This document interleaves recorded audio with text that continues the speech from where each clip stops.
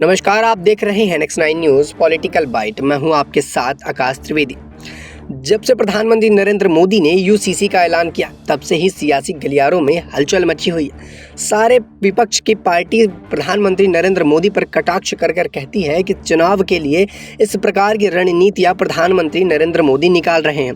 वो यह नहीं सोच रहे हैं कि इससे SC ST और अनुसूचित जनजाति की लिस्ट खराब हो जाएगी, उनके मायने खराब हो जाएंगे। इसी बीच अनुसूचित जनजाति यानी ST पर उनके समूह की सरकारी लिस्ट है, जो आम तौर पर मुख्यधारा के समाज से अलग थलग रहते हैं। इन लोगों को अपना एक अलग समाज होता है और इनके रीति रिवाज अलग होते हैं। ये लोग अपने कायदे कानून बनाकर उसे मानते हैं। ऐसे लोग आमतौर पर जंगलों और पहाड़ों में रहते हैं, जिनकी आदिमता, भौगोलिक अगलवा और सामाजिक शिक्षा, आर्थिक विक्षापन, इन सभी से जातीय समूह के अलग रहते हैं। आम बोलचाल में इन्हें आदिवासी भी हम कहते हैं।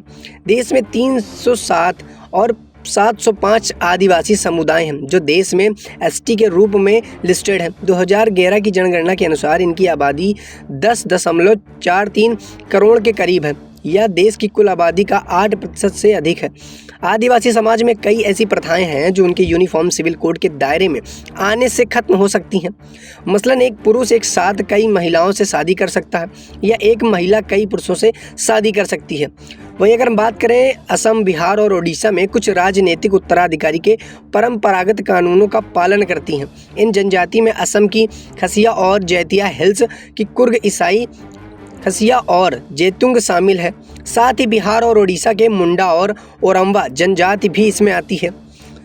वहीं अगर मेघालय में कुछ जनजातियों की बात करें तो उसमें मृत सत्तमा सिस्टम है। इसके चलते यहाँ संपत्ति सबसे छोटे बेटी को विरासत में मिलती है।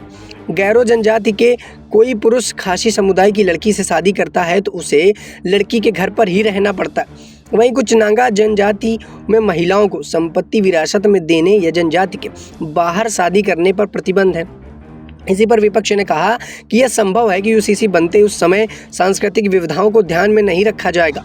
इसी वजह से राष्ट्रीय आदिवासी एकता परिषद 2016 में ही अपने रीति रिवाज और धार्मिक प्रथाओं की सुरक्षा के लिए सुप्रीम कोर्ट पहुंच गया था। वहीं मेघालय एक ऐसा राज्य है जहां 3 प्रमुख जनजातियां खासी, जनतई और गौरा रहती हैं। इन जनजातियों की विवाह, तलाक, गोद लेने और विरासत जैसी कई समान मामलों में संबंधित अपने अलग अलग रीति रिवाज हैं। यहाँ के लोग को डर है कि यदि केंद्र सरकार यूसीसी लाती है तो उनसे उनके ये रीति रिवाज खत्म हो जाएंगे। अब एक सवाल खड़ा होता है कि क्या यूसीसी लागू होने पर ये रीति रिवाज खत्म हो जाएंगे? इन सब में आपका क्या कहना है, हमें कमेंट करके ज़रूर बताएं।